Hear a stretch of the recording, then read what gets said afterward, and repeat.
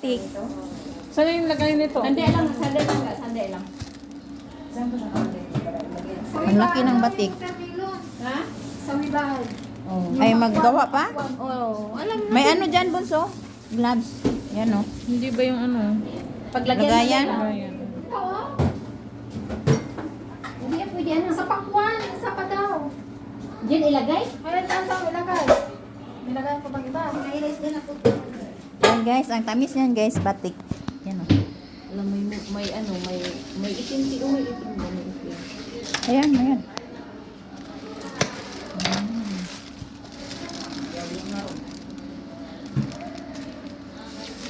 Sarap niya, ang tamis. Sarap mo. Itong ano no, kaya masarap siya talaga ba? Yung mga amo. Umano muna dyan. Sara mo na yung bunga ng mga amo ha. Tungod ba na din?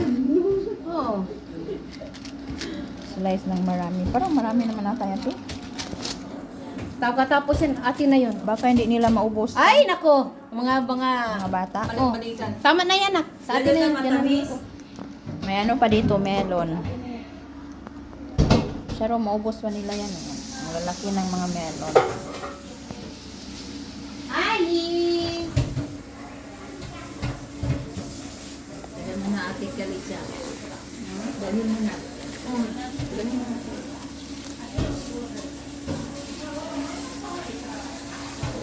Mas yung matira, slice mo na para sa atin. Yung pakwan, ano yun, te? Eh, sa atin na yan lahat. Di ba ito dalhin dito? Itong puti? Hindi. Oo, sa mga bata. Laga ano? Mga bata. Ang tawag dito? Plato natin. Plato natin. Anong plato? Batik yan guys. Anong tawag dito sa atin? Watermelon na sobrang haba. Mahaba siya sobrang. Watermelon na mahaba. Melon. Melon.